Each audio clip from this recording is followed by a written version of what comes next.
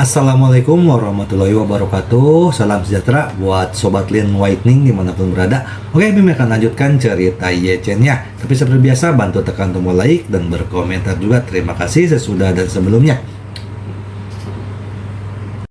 Oke, lanjut. Dan jangan lupa bantu tekan tombol like-nya. Terima kasih Tuan dan anak.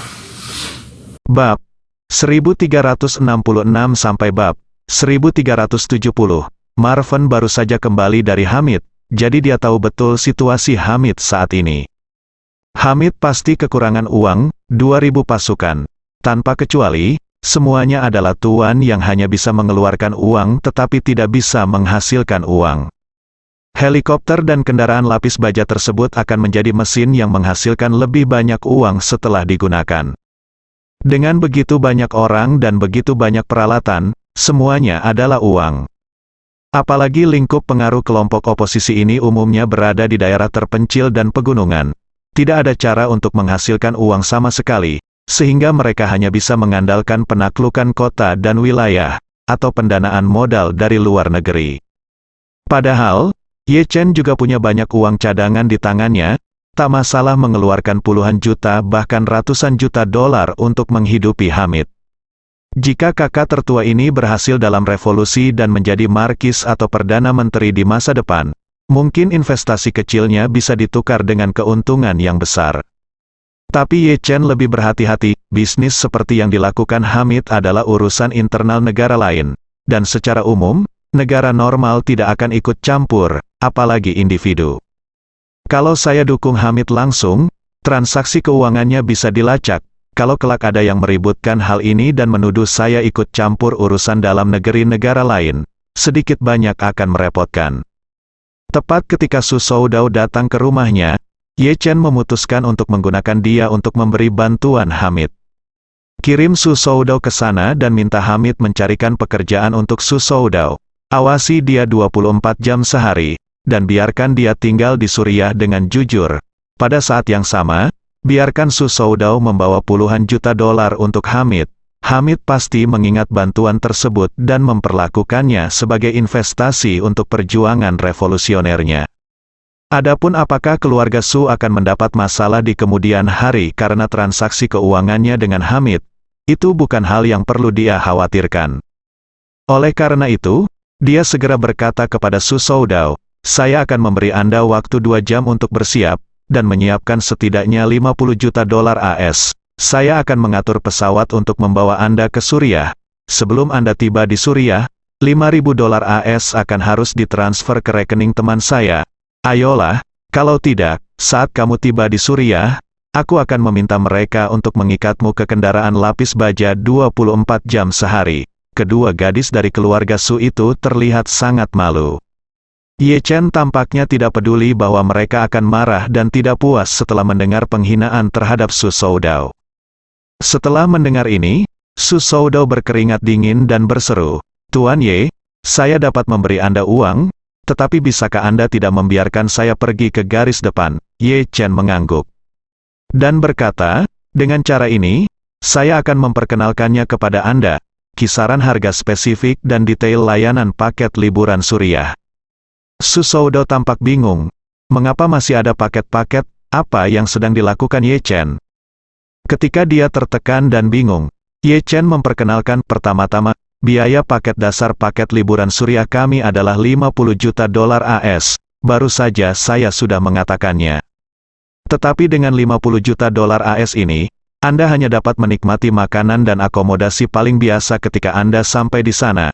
Saya kira Anda akan sering makan pasta. Jika enak, Anda bisa makan daging 2 atau 3 hari sekali, sedangkan untuk akomodasi biasanya di rumah lumpur, tapi paket minimum Anda tidak termasuk akomodasi di dalam ruangan. Anda hanya bisa tinggal di kandang sapi di sana. Su Soudao siap mati. Yechen yang berhati hitam ini, 50 juta dolar, dan kamu bahkan tidak perlu makan daging setiap hari.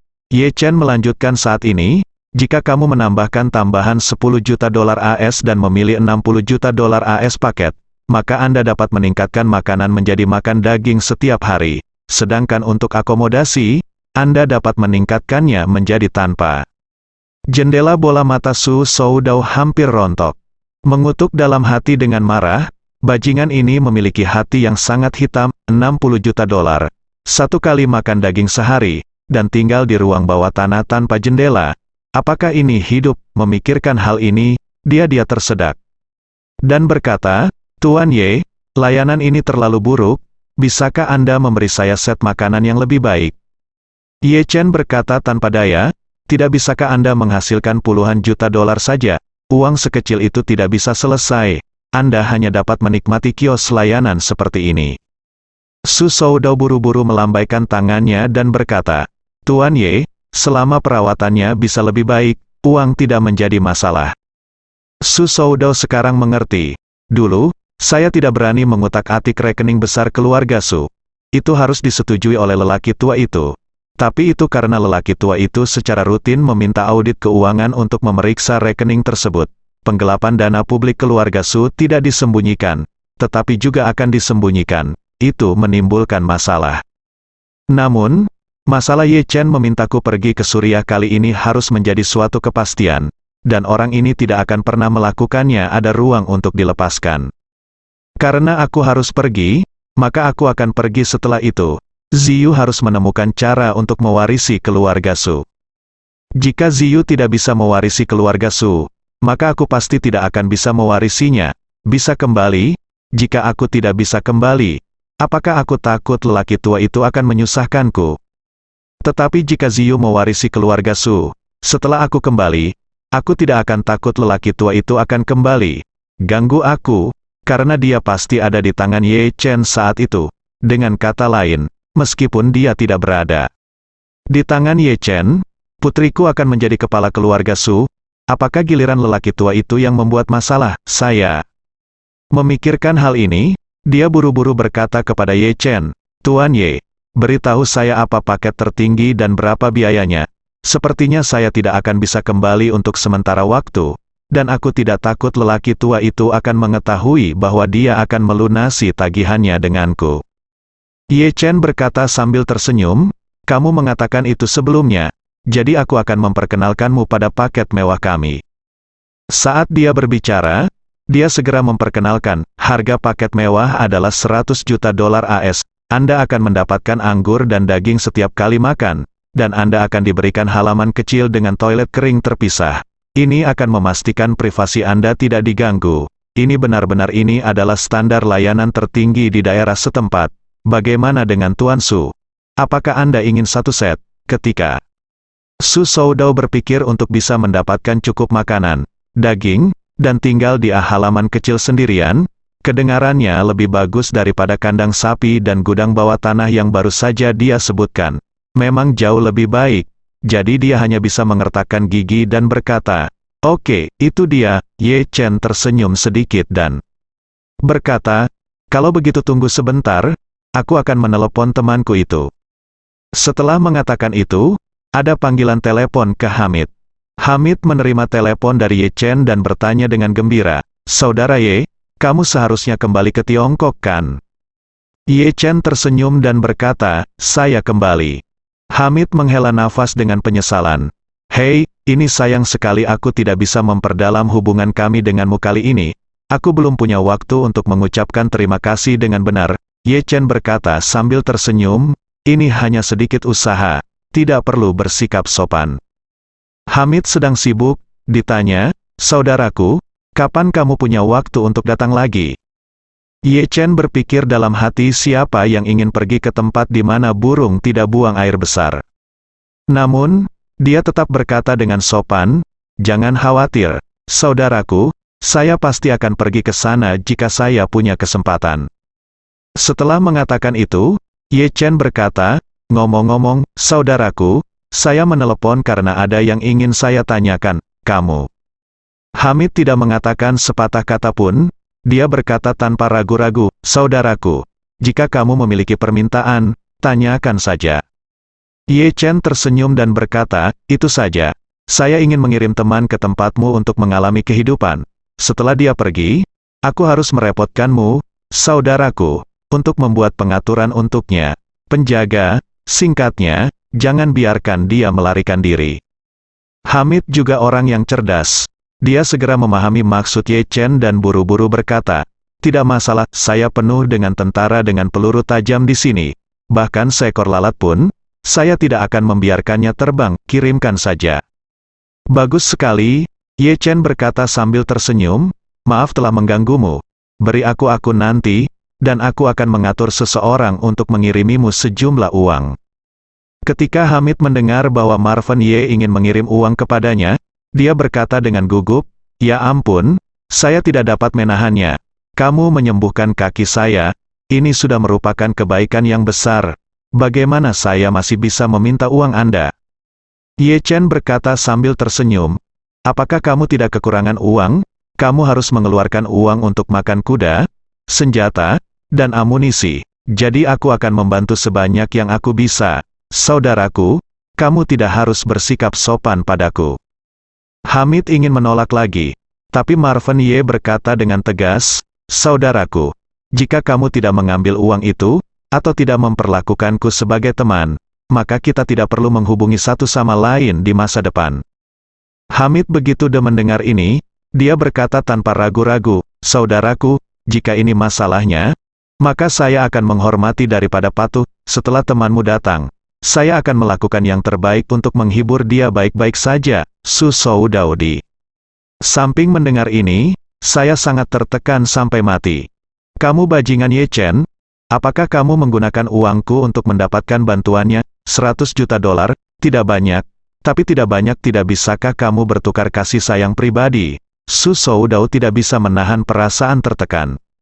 Saat merasa tertekan, meskipun Ye Chen ini terlihat sangat mirip dengan ayahnya Ye Changying, gaya aktingnya sangat berbeda. Ye Changying adalah pria yang terbuka dan terbuka. Bahkan jika ketika orang lain melakukan beberapa gerakan kecil di belakang punggungnya, dia akan melakukannya tidak pernah menggunakan cara yang sama untuk melawan, tetapi akan selalu jujur dan memiliki hati nurani yang bersih. Tetapi Ye Chen ini memiliki gaya akting yang aneh dan mudah berubah dan tidak bermain kartu sesuai dengan rutinitas sama sekali. Jika kamu benar-benar menginginkannya, jadilah seperti keluarga Su. Ini seperti merenggut nyawa orang di setiap kesempatan. Meskipun kejam, itu bisa dianggap lugas. Tapi dia tidak melakukannya. Dia suka mengirim orang ke peternakan anjing, tambang batu bara hitam, Gunung Changbai, dan Suriah. Belum pernah terdengar. Namun, untunglah anak ini memiliki selera yang buruk. Jika tidak, jika saya benar-benar tertembak, saya tidak akan menjadi apa-apa, bukan apa-apa. Memikirkan hal ini, dia merasa sedikit lebih atau kurang kenyamanan. Su Ziyu dan Su Ruoli saling memandang. Meskipun mereka tidak tahan membayangkan ayah mereka berangkat ke Suriah, mereka juga tahu bahwa Ye Chen menunjukkan belas kasihan. Pada saat ini, Ye Chen memandang Du Haiking dan bertanya dengan hormat, "Bibi Du, saya ingin tahu apakah Anda puas dengan pengaturan saya? Alasan mengapa?" Ye Chen bertanya kepada Du Haiking adalah karena dia tahu bahwa Du Haiking mencintai ayahnya selama bertahun-tahun, dan bahkan Yu belum menjalani kehidupan bahagia sepanjang hidupnya. Jadi dia memiliki simpati pada Du Haiking di dalam hatinya. Selain itu, dia adalah rekan ayahnya dan orang yang lebih tua. Jadi dia secara alami harus lebih menunjukkan rasa hormat. Du Haiking berkata dengan cepat, "Karena dermawan saya telah membuat keputusan, saya tentu saja tidak keberatan." Ye Chen berkata dengan serius, "Bibi Du, Anda dan ayah saya adalah teman lama. Anda tidak perlu memanggil saya seperti itu. Telepon saja aku Ye Chen." Du Haiking mengangguk penuh terima kasih. Ye Chen berkata lagi, "Bibi Du baru saja mengatakan tentang perceraian. Mohon jangan khawatir. Saya berjanji akan kembali berpartisipasi dalam upacara pemujaan leluhur keluarga Ye pada bulan April Qingming. Pada saat itu, saya juga akan membawa Tuan Su dari Suriah. Aku akan bersujud di depan makam orang tuaku untuk mengakui kesalahanku, dan kemudian aku akan meminta seseorang menyiapkan surat cerai terlebih dahulu. Biarkan dia menandatanganinya sendiri, dan kemudian mengirimnya kembali ke Suriah." Setelah mendengar ini, Du Haiking buru-buru mengucapkan terima kasih. "Terima kasih banyak." "Sudah," Ye Chen tersenyum sedikit, "semuanya sebagaimana mestinya." Ketika Su Soudao mendengar bahwa dia akan membawa dirinya dari Suriah ke Yanjing pada bulan April dan bersujud di depan Ye kuburan Changying untuk mengakui kesalahannya, dia merasa sangat tertekan. Namun, dia juga tahu bahwa sekarang dia adalah ikan di talenan Ye Chen dan hanya bisa disembeli olehnya. Setelah itu, Ye Chen menelepon Chen Zekai dan memberitahunya, atur pesawatnya. Lalu atur orang yang paling Anda percayai untuk mengirim Su Soudao ke Suriah. Ingatlah untuk merahasiakannya selama perjalanan. Jangan biarkan siapapun tahu identitas asli Tuan Su. Saya akan selalu memberi Anda informasi kontak Hamid, dan biarkan Hamid langsung mengatur helikopter untuk menjemput orang di perbatasan. Jadi jangan gunakan saluran keluarga Ye. Chen Zekai berkata tanpa ragu-ragu. Baik Tuan, saya akan mengaturnya sekarang. Ye Chen mengangguk, memandang Su Soudao, dan berkata, situasi di Suriah rumit. Setelah Tuan Su tiba di sana, cobalah untuk tidak mencoba melarikan diri. Jika tidak, jika sesuatu terjadi pada Anda harus menanggung akibatnya sendiri. Su Soudao sangat tertekan. Dia mengangguk dan bertanya tanpa sadar, Tuan Ye, bolehkah saya membawa beberapa barang pribadi? Segala sesuatu di tempat itu kekurangan. Jika Anda bisa membawa perlengkapan mandi, kebutuhan sehari-hari, pakaian, sepatu, dan topi, itu akan menyelamatkanmu dari banyak masalah setelah kamu pergi ke sana. Ye Chen berkata dengan dingin, biarkan kamu mengalami hidup secara alami. Semuanya harus mengikuti karakteristik lokal, kamu dapat menggunakan apapun yang tersedia. Jika tidak, aku sebaiknya membangunkanmu villa di sana. Su Soudao bertemu Ye Chen. Nada suaranya agak cemberut, dan dia segera tidak berani mengajukan tuntutan lagi. Dia patuh seperti burung puyuh yang ketakutan. Ye Chen menunjuk ke arah Su Soudao dan melambai ke Chen Zekai, turunkan dia. Chen Zekai segera memanggil dua anak buahnya dan membawa Su Soudao keluar ruangan. Saat ini, hanya Ye Chen, dua gadis dari keluarga Su, dan Du Haiking yang tersisa di kamar. Meskipun suasana hati Su Ziyu sangat rumit, melihat dermawannya yang sangat dia rindukan ada di hadapannya, hatinya selalu dipenuhi dengan rasa malu dan gugup yang kekanak-kanakan. Su Ruoli merasa sedikit kecewa, meskipun dia sudah lama jatuh cinta dengan Ye Chen. Pada analisis terakhir dia masih memiliki banyak kontak dengan Ye Chen, berbeda dengan Su Ziyu yang pertama kali menunggu dengan penuh kerinduan, dan kemudian dikelilingi oleh banyak orang. Setelah lama mencarinya, sekarang akhirnya saya melihatnya, tentu saja saya sangat bersemangat. Dan suasana hati Du Haiking juga sama rumitnya. Dia bertanya-tanya sebelumnya apakah dermawan yang dipikirkan Su Ziyu siang dan malam dan diimpikannya adalah anak laki-laki yang dia temui di bekas kediaman Ye Changying yang dicurigai sebagai putra Ye Changying. Nah, kecurigaan tersebut bisa dikatakan sebagai ramalan. Alasan mengapa saya merasa rumit adalah karena ketika saya masih muda, saya jatuh cinta dengan Ye Changying dan tidak pernah mendapatkan hasil yang sama. Sekarang putri saya telah jatuh cinta dengan putra Ye Changying. Jika dia melakukan kesalahan yang sama lagi, saya, sebagai seorang ibu, tidak akan sanggup menanggung akibatnya. Pasti akan sangat tertekan. Lagi pula, dalam 30 tahun terakhir, dia tidak mampu melepaskan perasaan tidak bisa mencintai. Memikirkan hal ini, dia tidak bisa menahan nafas dalam hatinya, kamu Changying, Ye Changying, kamu benar-benar berbahaya. Tetapi pada saat yang sama, dia memiliki harapan dan keinginan yang kuat di dalam hatinya. Dia menantikan putrinya untuk bisa benar-benar berkumpul dengan Ye Chen, menikah dengannya, menjadi istrinya dengan damai, menjadi suami dan membesarkan anak. Karena menikahi Ye Changying adalah hal yang paling dia nantikan. Ia mengenal putrinya dengan baik dan telah lama melihat bahwa putrinya sedang jatuh cinta. Dengan karakter putrinya, ia jatuh cinta begitu dalam sehingga mustahil untuk lepas darinya. Oleh karena itu, dia percaya bahwa jauh di lubuk hati putrinya, dia pasti juga ingin meraih kesuksesan bersama Ye Chen. Jika anak perempuan itu bisa mendapatkan apa yang diinginkannya, anak perempuan itu tidak hanya akan bisa memperoleh kebahagiaan seumur hidup, tetapi sampai batas tertentu, hal itu juga akan menggantikannya, memenuhi keinginan lamanya yang belum terkabul dalam dirinya, kehidupan. Su Ziyu tidak tahu apa yang dipikirkan ibunya, tapi di dalam hatinya saat ini, memang ada semacam kegembiraan untuk mendapatkan apa yang diinginkannya, serta ekspektasi dan fantasi tentang masa depan. Dia berpikir dalam hati, meskipun terdengar klise dan berdarah untuk mengatakan bahwa seorang pahlawan menyelamatkan kecantikan, itu karena kebanyakan orang tidak memiliki kesempatan untuk menghadapi hal seperti itu. Ketika hal seperti itu terjadi pada mereka, dapatkah saya merasakan hal mematikan di baliknya? Ketika aku berpikir bahwa dia menyelamatkan hidupku, mau tak mau aku memiliki mentalitas pengabdian padanya. Yang lebih penting, dermawanku tidak hanya menyelamatkanku sekali, dia menyelamatkanku 2 kali, sekali untuk saudaraku, sekali untuk ibuku, dan sekali untuk saudara tiriku di sebelahku. Satu anugerah penyelamat nyawa saja sudah tak terlupakan, apalagi begitu banyak, berulang kali. Hanya saja aku tidak tahu apakah dermawanku punya arti seperti itu bagiku, atau apakah dia masih lajang sekarang. Pikiran Su Ziyu bingung dan dia ingin bertanya pada Ye Chen, tapi dia tidak tahu bagaimana cara bertanya. Namun, Ye Chen adalah orang pertama yang memecah kesunyian. Dia memandang Du Haiking dan berkata dengan hormat, "Bibi Du, saya benar-benar minta maaf karena membiarkan Anda dan putri Anda tinggal di sini selama jangka waktu ini dan tidak mengizinkan Anda menghubungi dunia luar." Du Haiking berkata dengan tergesa-gesa, "Kamu Chen, kamu 1000.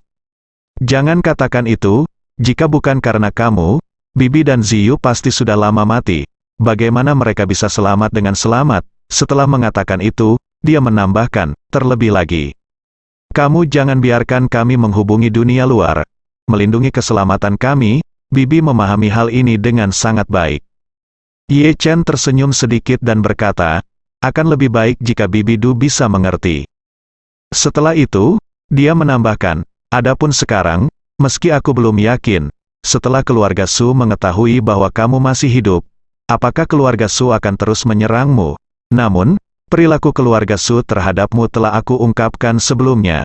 Aku percaya itu selama keluarga Su tidak sepenuhnya gila, mereka seharusnya semua, aku tidak berani menyerangmu lagi."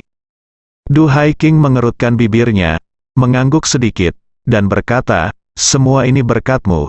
Jika tidak Bibi dan Ziyu akan mati tanpa bisa dijelaskan." Ye Chen tersenyum dan melanjutkan, "Bibi, pada prinsipnya, Anda dan Nona Su Ziyu bebas untuk pergi. Tetapi saya punya satu permintaan tidak baik lagi. Saya harap Anda setuju, Bibi." Du Haiking berkata dengan tergesa-gesa, "Ye Chen, kamu dan Bibi tidak boleh terlalu sopan. Jika Anda memiliki permintaan, tanyakan saja." Ye Chen berkata, "Su Soudao akan segera dikirim ke Suriah. Jadi dia akan segera terlihat sepenuhnya di mata keluarga Su dan publik. Jika dia menghilang, keluarga Su akan melakukan yang terbaik untuk mencari keberadaannya.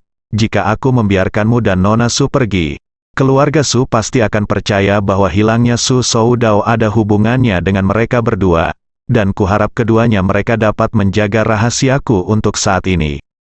Du Haiking mengangguk tanpa ragu dan berkata, "Ye Chen, jangan khawatir. Ziyu dan aku tidak akan pernah membalas. Jika ada yang bertanya tentang keberadaan kami hari ini, aku akan mengatakan bahwa kami adalah diselamatkan oleh orang misterius yang tidak dikenal.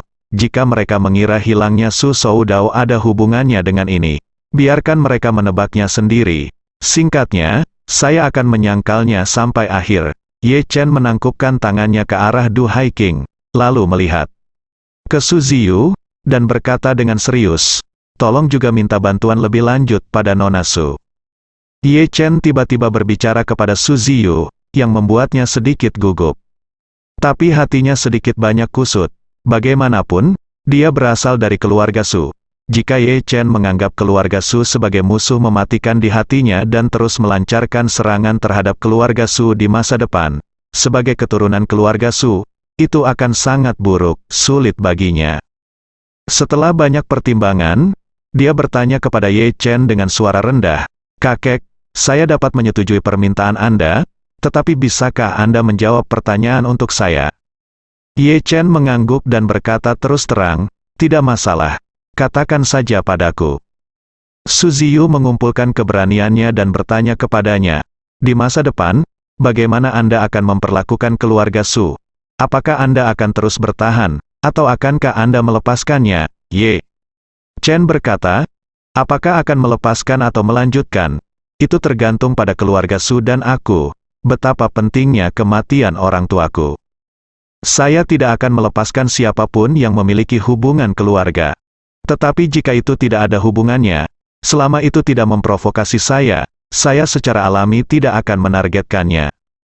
Jika kamu menjadi patriark keluarga Su di masa depan, mereka yang harus membayar harga keluarga Su juga akan membayar harga yang sesuai. Maka keluarga Su dan aku tidak akan saling mengganggu. Su Ziyu mengangguk sedikit, dan berkata dengan suara rendah. Terima kasih dermawan, dari sudut pandang Su Ziyu.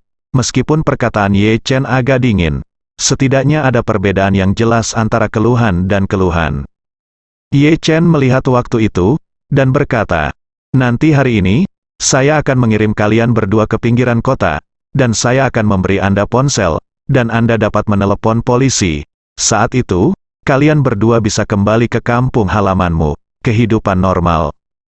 Saat dia mengatakan itu, dia melihat ke arah Su Ruoli, dan berkata, situasi Ruoli cukup istimewa, bagaimanapun, dia diperintahkan oleh Su Soudao untuk melakukan kejahatan di Jepang, dan sekarang semuanya dari Jepang sedang mencarinya, jadi keberadaannya, tolong rahasiakan, tolong jangan bocorkan.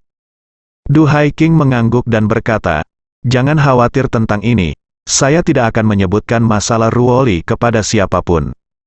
Su Ziyu memandang Su Ruoli dan berkata dengan serius, bagaimanapun, Ruoli, dia masih saudara perempuanku, dan aku yakin aku tidak akan mengungkapkannya kepada dunia luar. Ketika Su Ruoli mendengar kata-kata Su Ziyu, titik lemah dalam dirinya hati langsung tersentuh olehnya. Faktanya, dia selalu tahu bahwa Su Ziyu adalah saudara perempuannya. Meskipun mereka saudara tiri, mereka juga memiliki darah yang sama. Oleh karena itu, dia selalu memiliki rasa sayang pada Su Ziyu karena darah lebih kental dari air. Hanya saja dia selalu tinggal di keluarga Su sebagai pengawal, jadi dia harus menjaga jarak dari Su Soudao, Su Ziyu dan Su Zifei. Apalagi, sejak identitasnya terungkap, ia takut menghadapi keluarga Su, terutama Su Zifei dan Su Ziyu, serta ibu mereka Du Haiking. Lagi pula, ibuku adalah pihak ketiga yang ikut campur di masa lalu. Di hadapan dunia, pihak ketiga yang ikut campur dalam keluarga orang lain, bahkan memiliki anak haram, adalah yang paling dibenci, apalagi kemarahan aslinya, anggota keluarga. Namun, yang tidak dia duga adalah Su Ziyu tidak menunjukkan niat untuk menyalahkannya atau melampiaskan amarahnya pada dirinya sendiri, dan bahkan berinisiatif untuk mengatakan bahwa dia adalah saudara perempuannya, yang sangat menyentuh hatinya. Jadi, sambil terisak-isak, dia membungkuk kepada Du Haiking dan Su Ziyu, dan berkata dengan hormat, terima kasih, Nyonya, Nona. Nyonya dan Nona adalah apa yang selalu dikatakan Su Ruoli kepada Du Haiking dan Su Ziyu, judul. Meskipun sebelumnya dia adalah pengawal keluarga Su, pengawal juga merupakan bawahan di keluarga Su. Jadi wajar jika memperlakukan anggota langsung keluarga Su dengan gelar kehormatan. Mendengar ini, Du Haiking buru-buru berkata, Ruoli, jangan panggil aku nyonya-nyonya mulai sekarang, panggil saja aku bibi. Dengan serius berkata, Ruoli, karena separuh darah kita sama, maka kamu tentu saja adalah milikku adik perempuan, dan tidak perlu lagi menyebut gelar nona di masa depan. Jika kamu setuju dengan ini, mulai sekarang panggil aku kakak. Su Ruoli meneteskan air mata, menatap Su Ziyu, dan menangis sambil menangis, suara kakak. Su Ziyu menyeka air matanya dengan tangannya, menghela nafas pelan, dan berkata dengan serius, hei, Ruoli, keluarga Su telah berhutang banyak padamu selama bertahun-tahun, dan aku pasti akan mencobanya yang terbaik untuk memberikan kompensasi padamu di masa depan. Sejak Su Ruoli tumbuh dewasa, dia selalu memiliki harga diri yang rendah. Ia tidak ditemani oleh ayahnya sejak ia masih kecil, dan ia dibesarkan di keluarga He hingga ia berusia 18 tahun sebelum akhirnya dikirim ke sisi ayahnya sebagai pengawal.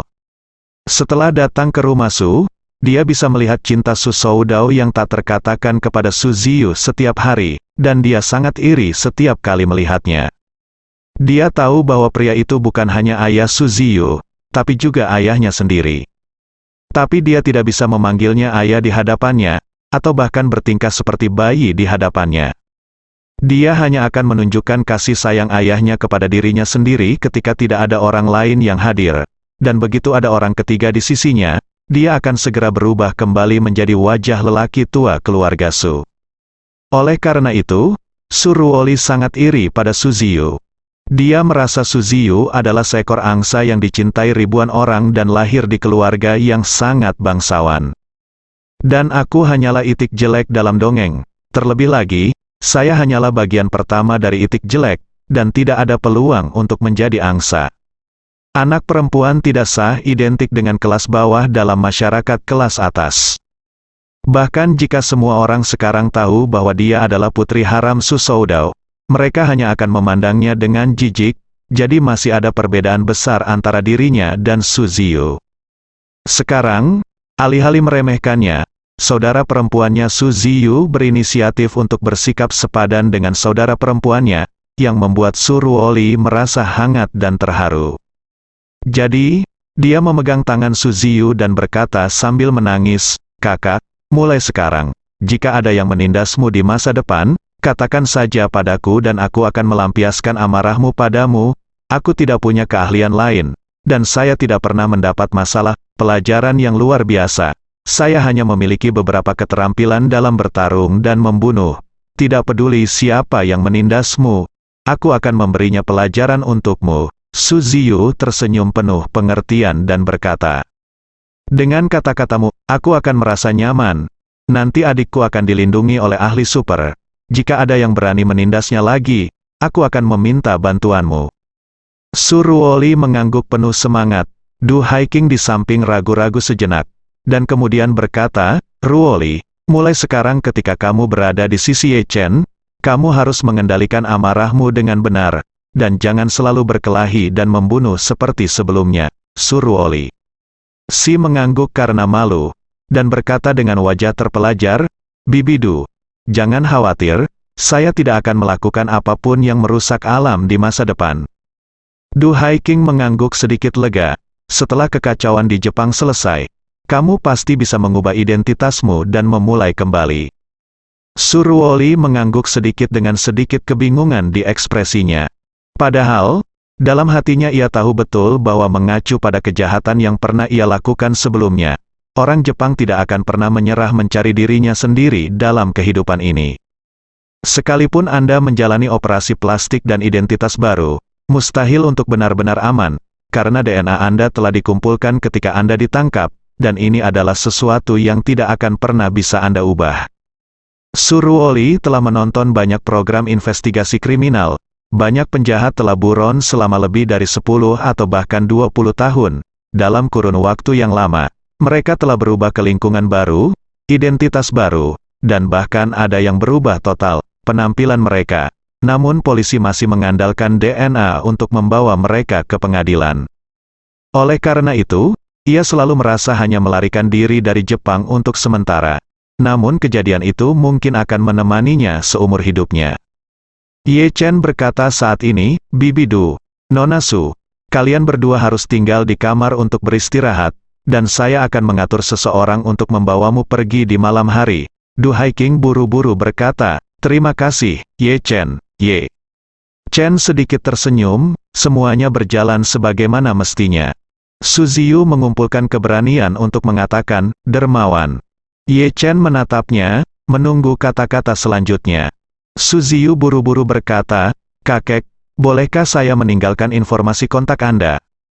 Du Haiking melihat putrinya mengumpulkan keberanian untuk menanyakan informasi kontak Ye Chen. Takut Ye Chen akan menolak, dia buru-buru menambahkan, "Oh ya, Ye Chen, Anda harus meninggalkan kami informasi kontak, kami dapat berkomunikasi jika ada sesuatu di masa depan." Ketika Ye Chen melihat Du Haiking, seorang penatua, sudah berbicara, dia tidak bisa menolak lagi. Dia mengeluarkan ponselnya dan berkata, "Kalau begitu, mari tambahkan akun WeChat dan hubungi dia jika ada yang harus kita lakukan." Su Ziyu berkata dengan canggung, "Sahabatku, aku dan ibuku, ponselku diambil oleh anak buahmu." Ye Chen mengangguk dan berkata, "Dengan cara ini, aku akan meminta Lao Chen mengatur seseorang untuk mengirim ponsel itu. menelepon kembali kepada Anda nanti, dan kemudian juga meminta mereka untuk memberikan saya ide WeChat saya, Anda. Su Ziyu sangat gembira dan buru-buru berkata, terima kasih atas kerja keras Anda. Du Haiking memikirkan sesuatu saat ini dan berkata, ngomong-ngomong, Ye Chen, di lelang sebelumnya, dia terus menawariku untuk membeli ayahmu. Kamulah yang tinggal di halaman kecil itu saat itu, kan? Ye Chen tersenyum dan berkata, ya, itu aku. Du Haiking bertanya dengan rasa ingin tahu, lalu mengapa pada akhirnya Anda memberikannya kepada saya? Ye Chen mengangkat bahu dan berkata, saya pikir mungkin Anda lebih membutuhkan rumah itu daripada saya. Du Haiking tersenyum dengan emosi dan berkata, terima kasih kamu telah menyerahkanku. Seharusnya begitu, perpisahan dengan Du Haiking dan Su Ziyu untuk saat ini. Ye Chen bawa Su Ruoli dan keluar dari kamar ibu dan putrinya. Begitu dia keluar, dia melihat Chen Zekai menunggu di luar pintu. Ketika dia melihat Ye Chen keluar, dia bergegas ke depan dan berkata dengan hormat, Tuan, saya sudah membuat pengaturan, saya akan mengirim Su Soudao ke bandara dalam waktu setengahnya, 1 jam, tapi dia ada di sini. Ada beberapa bawahan di sini yang juga berada di bawah kendali kita. Apa rencanamu dengan mereka? Apakah kamu ingin mengirim mereka ke sana bersamanya? Ye Chen melambaikan tangannya, tidak. Jika Anda mengirim mereka ke sana juga, itu tidak berarti memberi Su Soudao kesempatan. Sudahkah Anda mengatur beberapa pelayan? Biarkan saja Su Soudao pergi ke Surya sendirian. Sesampai di sana, dia harus mengambil air, memasak makanan, dan menyekop jamban sendirian. Biarkan dia pergi ke sana dan berlatih keras. Saat dia berkata, Ye Chen berkata lagi, adapun yang lain, sebaiknya kita mengirim mereka semua ke Hongwu. Chen Zekai berkata sambil tersenyum, anak muda yang baik Tuan, aku akan mengaturnya sekarang. Ye Chen berkata lagi, ngomong-ngomong, saya akan mengirimi Anda akun nanti dan meminta Su Soudao untuk mentransfer 100 juta dolar AS yang dijanjikan. Setelah uang itu tiba, saya akan mengirimnya pergi. Oke. Ye Chen kemudian mengirim. Hamid nomor rekening bank Swiss dikirim ke Chen Zekai. Setelah Chen Zekai mendapatkannya, dia segera pergi ke Su Soudao. Su Soudao tidak berani menunda, dan segera menelepon direktur keuangan sebuah perusahaan grup di luar negeri, dan meminta pihak lain untuk segera mengirimkan 100 juta dolar AS ke rekening ini. Meski Su Soudao bukan kepala keluarga, ia tetap mempunyai kewenangan untuk mentransfer 100 juta dolar AS, sehingga setelah memverifikasi identitasnya, Direktur Keuangan segera mentransfer 100 juta dolar AS ke rekening Hamid. 10 menit kemudian, Ye Chen menerima telepon dari Hamid. Di telepon, suara terkejut Hamid agak tidak jelas, dan dia berseru, kamu, saudara Ye, aku baru saja menerima pengiriman uang senilai 100 juta dolar AS, bukankah ini bisa diatur oleh Anda? Ye Chen tersenyum dan berkata dengan tenang, ya, itu sudah diatur oleh saya. Hamid berseru, saudaraku, kamu untuk apa kamu mengirimiku begitu banyak uang? Ye Chen tertawa dan berkata, itu hanya pemikiran kecil. Lagi pula, bukankah aku mengatakan bahwa aku perlu mendukung karirmu, saudara? Jika aku menjadi seorang markis atau perdana menteri di masa depan, jangan lupakan itu. Itu dia, saudara. Hamid tidak menyangka bahwa sejumlah besar 100 juta dolar AS tidak lebih dari sedikit perhatian di mulut Ye Chen. Dia begitu tersentuh bahkan suaranya tercekat, dan dia berkata sambil terisak, saudaraku Ye, kamu benar-benar orang tuaku yang terlahir kembali. Aku berhutang tunggul kakiku ini pada obat ajaibmu. Tapi saya tidak berharap Anda tetap mensponsori saya. Dengan uang sebanyak itu, saya bahkan tidak tahu bagaimana membalas kebaikan Anda. Ye Chen tersenyum dan berkata, bertemu satu sama lain adalah takdir.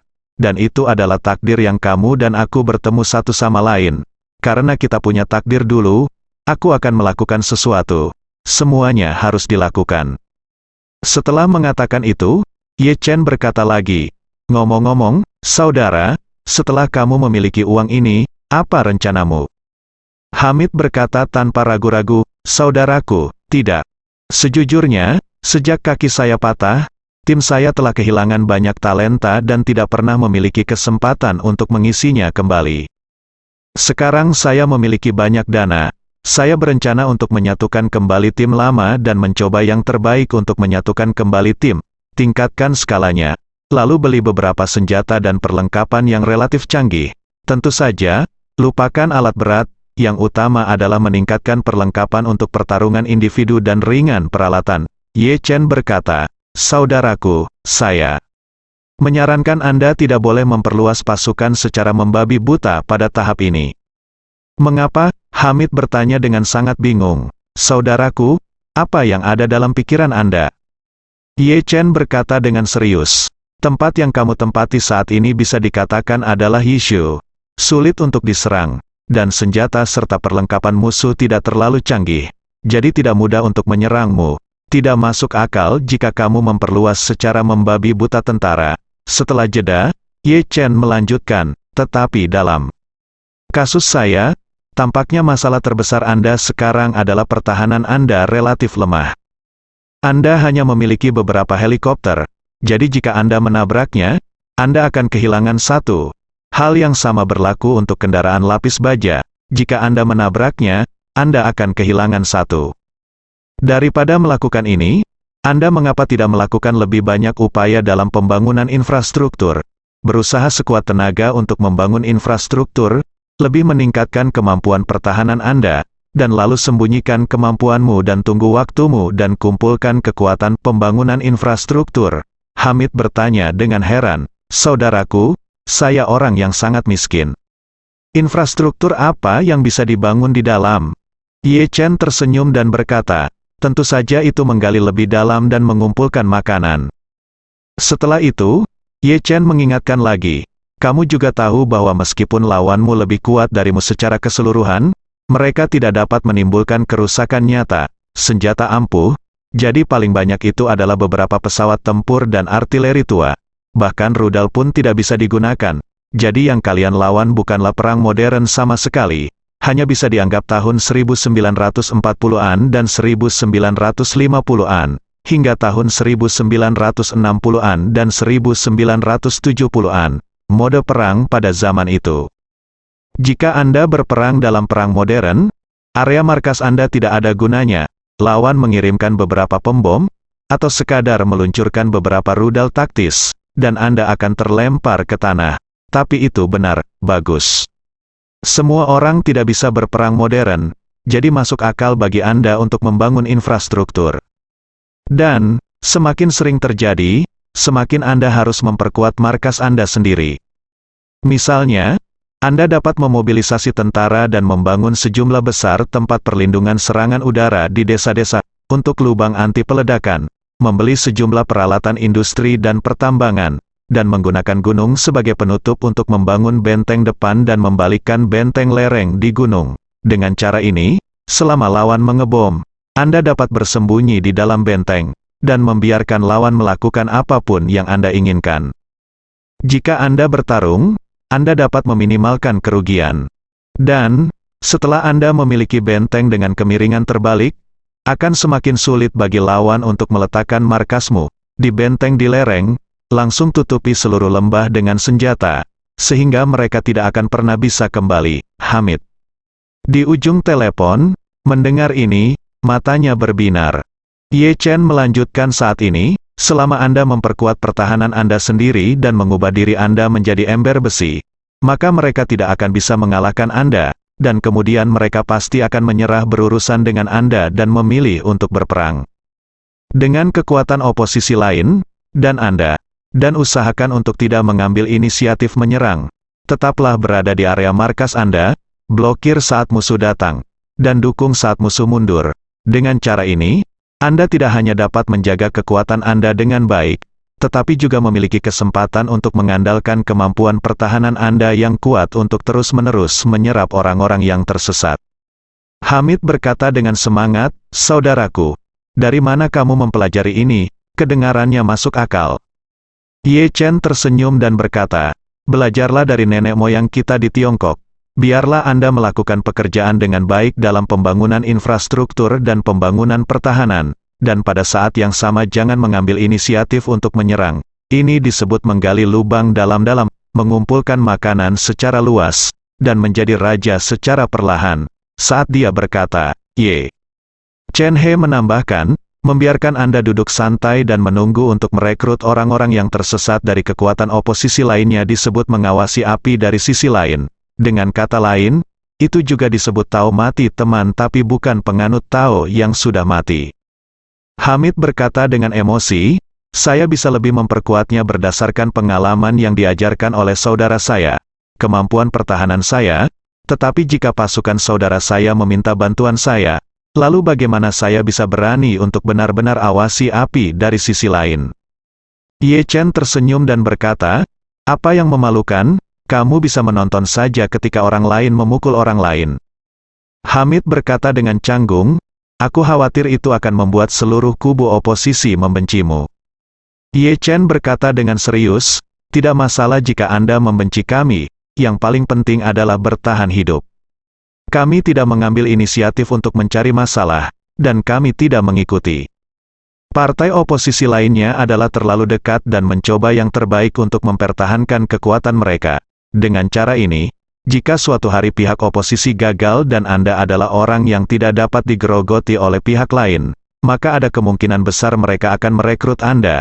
Begitu mereka itu akan lebih mudah untuk merekrut Anda, sehingga Anda dapat menegosiasikan persyaratan dengan mereka dan beralih ke posisi resmi.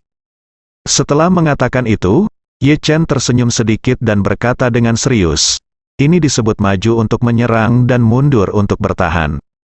Hamid adalah di sini ada keheningan di ujung telepon untuk waktu yang lama.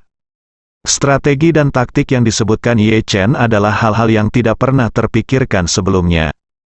Situasi strategis mereka saat ini relatif sederhana, tidak lebih dari pertarungan acak, beberapa kekuatan yang tidak cocok pasti akan bertarung selama mereka bertemu. Namun kebanyakan orang hanya peduli pada masa kini, dan tidak ada perencanaan strategis sistematis jangka panjang sama sekali. Di sisi lain, Ye Chen, meski tumbuh di masa damai dan belum pernah melihat seperti apa perang, ia telah mempelajari berbagai kiasan dalam sejarah Tiongkok sejak ia masih kecil dan memiliki landasan teori tertentu untuk berbagai strategi. Selain itu, bangsa Tiongkok melakukan banyak pertempuran klasik melawan musuh asing dalam perang tersebut, yang semakin menyoroti pemikiran strategis unik Tiongkok, sehingga Ye Chen menggabungkan landasan kognitifnya sendiri, dan segera memiliki pemahaman yang baik tentang situasi Hamid saat ini. Pertimbangan.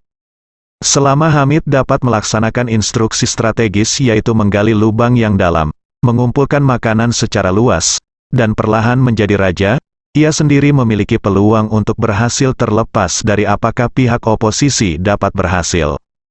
Setelah mendengar ini, Hamid sangat terinspirasi dan berseru, saudaraku. Setelah mendengarkan apa yang Anda katakan, saya tiba-tiba menjadi tercerahkan.